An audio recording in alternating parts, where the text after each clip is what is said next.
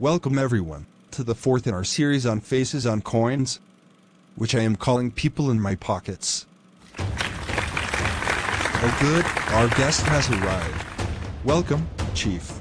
I hope you did not have any trouble finding the building. Me have trouble? No.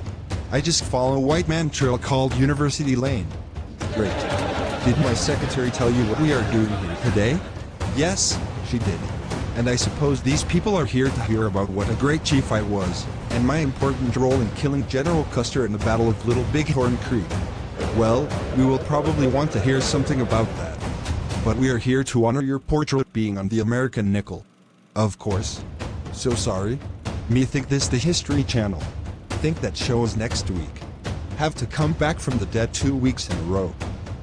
I hope me get overtime. We'll see, Chief. But first, let me introduce you to our students. Okay, but if me no get overtime, I write letter to President and call you a pale face.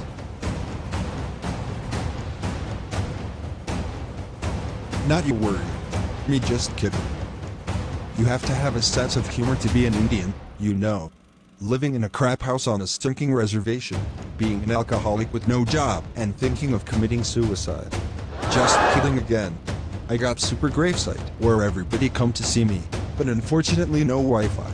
Maybe you pay me overtime, I get Wi-Fi on Amazon. It's a deal. Hey guys. Can we get this show on the road? My baby is due in 3 weeks, and I want to make sure I get to the hospital in time. Class, let me introduce you to a real American. A member of the Oglala Lakota Sioux tribe, Chief Irontail. How? No, we never said that. I saw it in the John Wayne movie and thought it sounded cool. You know, Norman, I am happy you put that photograph of me on the wall. But you know they didn't have color photography in the 1800s. Yes, but the world was in color, right? Sometimes I think people think the world was in black and white, because all the photographs are that way. You speak the truth, Norman. Too many people in your time speak with forked tongue. Saw that in a movie once, too. The only thing in my time with forked tongue was a snake. While Chief Irontail takes a break, let me give you a hint why he is here, as if you haven't guessed it already. We all pass these 5-cent coins through our hand every day, and have for generations. And many of us probably thought the Native American face on the coin was just some abstract portrait made up by the people of the US Mint. But you should know that the man whose portrait is on the nickel is sitting over there stuffing his face with French pastries. Almost as funny as a buffalo fart. Maybe I come back up there and talk about the day we cleaned Custer's clock. Okay, but let me have 5 more, and then we will talk about Custer. In case there's any doubt whose face is on the 5-cent coin, just study these pictures of Chief Irontail. Mighty fine face. If I do say so myself. And I often do. I believe I am the only actual Native American on an American coin. I think you are right. The other coins, like the Indian head cents, have a face that looks more like a cigar store Indian than a real person. But you know, there's another real life. Oh, being on the reverse of the nickel. What the heck? You compare me to behind end of buffalo? No, but I found out that not only was the Indian portrait based on a real Indian, but the buffalo portrait was based on a real buffalo. The engraver sculpting this coin used a buffalo named Black Diamond in the Central Park Zoo as his model. Norman, to me all buffalo look alike. But your history books could be right. Now your time is up. Here comes the scary part. Custer's last stand. Why don't you go and sit down? You look tired. Okay, but don't keep us here all night.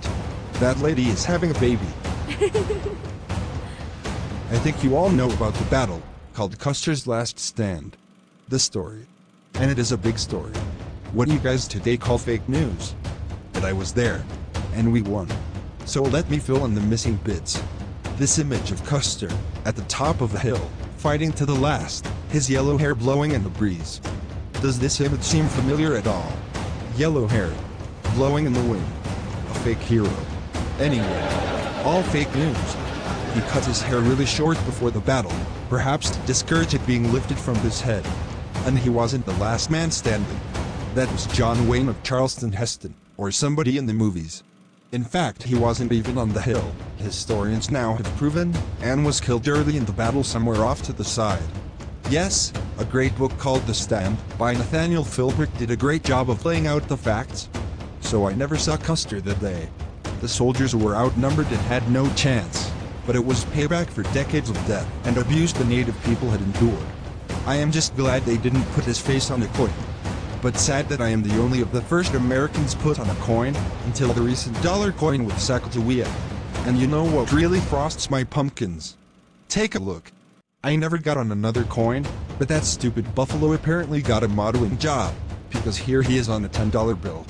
So on that note, back to my tune, and if I don't get my overtime, I'll be back.